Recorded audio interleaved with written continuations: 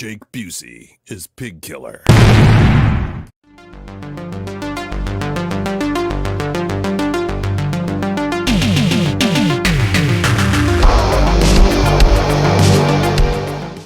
We are talking Pig Killer. This is directed and written by Chad Ferrin and stars Jake Busey. And it's actually got a pretty good supporting cast as well, with recognisable faces including Michael Paré, Bai Ling, Ginger Lin, James Russo, and is essentially based on a true case of a prolific serial killer in Canada. And in real life, this guy essentially killed, he was convicted of killing, I think, 6 people, but he confessed to killing 49, but obviously wasn't proven. So this is based on that story, so it is an adaptation of that true life case. Some things have been tweaked. I did read a little bit about the real case before watching this movie. So there are a couple of bits that have been, kind of changed and stuff, but it's, obviously, I'd never heard of this guy before, to be honest with you, and it's pretty despicable. So effectively, we had this guy called Willy who was a pig farmer, and essentially he used to kind of run this farm with his brother, and ultimately used to rape and murder women and then feed them to the pigs. And they were kind of used for various kind of, there was evidence of cannibalism and things.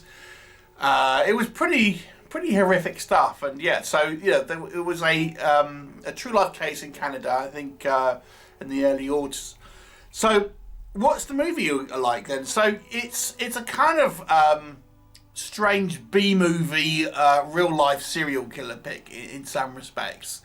It has this kind of like strange off-kilter kind of feeling to it. I think to try and demonstrate the fact that the character that Jake Busey is playing, this guy Willy, is not sound of mind, clearly. And that they do this by having this kind of like sort of strange camera kind of movements, sort of swirling camera movements, very extreme close-ups, loud kind of music, kind of audio kind of overlays and things like this to kind of give you this impression.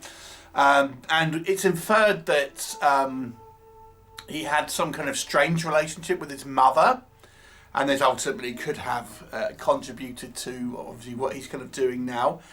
It's a quite graphic film in some ways.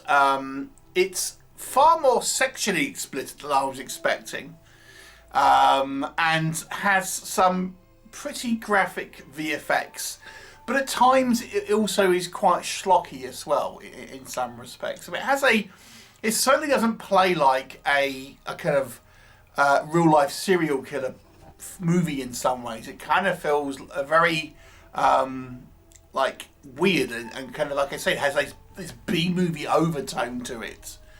But it's kind of interesting, and obviously having not known about this kind of the real life case prior to watching this movie, it's quite shocking, and the kind of the casual way that he's kind of obviously disposing of these women and things like this.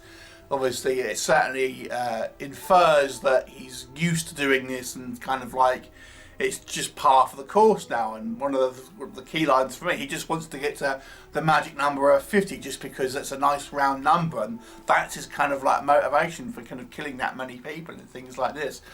So it's a very kind of casual mindset, which makes it a very kind of scary kind of individual.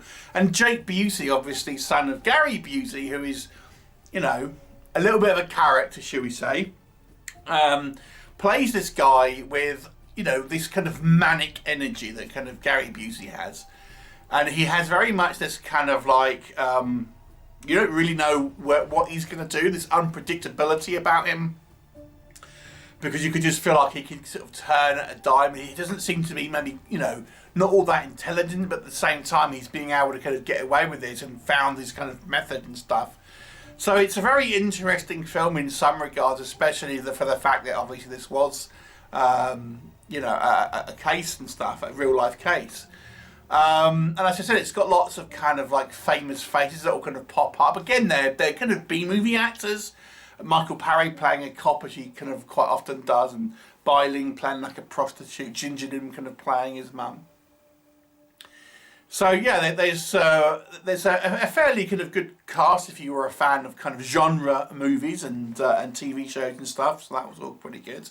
And when we do see this kind of violence, it's it's not, when we do see it, it's quite strong. But I would say it's actually stronger in the sexual element than the actual violence. The actual sort of murders themselves, so to speak. There's only one which I would say is particularly kind of brutal, and we don't see that many on screen. It's more like he's just kind of told that he's been doing this a lot. But there is actually quite a strong sexual vibe to this, and it's a grimy. Don't be expecting this to be like some kind of erotic thriller. This is like a disgusting, dirty, having sex in like where there's pigs' bodies hanging up and things like that, and yeah, it's not all that pleasant in regards to that. So it's certainly a kind of somewhat shocking film in some respects. Very grindhouse, very grimy, dark and twisted. Kind of style movie in some respects. I would have liked to have seen a little bit more like of the early life. You kind of, this movie really starts, I would say, with him kind of the latter part of his serial killer career, so to speak. So I would have actually liked to have, maybe they don't know, I don't know, but they get a little bit more sort of set up to this movie and to get an idea what's kind of like brought him to this place and how he kind of got started and things. Like I said, it really feels like we've seen the very tail end of what's kind of going on here. And the movie spends a lot of time with this one woman who, we obviously he ends up kind of capturing at some point. But I didn't really feel like it needed to have that much, it didn't need to concentrate on her story as much. We get a lot of time spent with this female character who, I won't spoil it for you, but you didn't really feel it was necessary to have all this backstory to a certain degree. The movie is maybe a little long than I think it could have been. And as I've kind of alluded to with that, this kind of female character, there's plenty of scenes here that I feel were kind of unnecessary and just kind of, I think, made it meander a little bit and kind of like spin its wheels. There's also some technical issues. I think part of it was a design choice, but the audio mixing here is quite bad. There's music that kind of drowns out dialogue on certain sequences. And I'm thinking, is this going to be like a representation of him losing his mind because things are getting drowned out? Or are we meant to be hearing his dialogue because we can't? Because the audio mixing's so kind of like loud in favour of the kind of like the musical cues and things like this. So I feel this movie only really told part of the story. It would have been an interesting movie to have a little bit more of an overview of this entire sort of run of how he got to this point and how he got started and stuff. Instead, we get a kind of the tail end of it, and then we get a lot of sort of pointless scenes in some respects. So it's kind of a little bit of a missed opportunity, but it certainly still has its moments of being darkly disturbing and kind of quite shocking at times, but less so with the murders, really.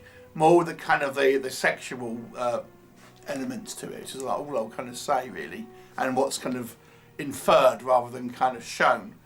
So it's a pretty dark and twisted tale if you like your kind of serial killers, particularly if you are a fan of like true life crime and things. But I think the movie itself is a little mixed. So I'll give this one a 5 out of 10.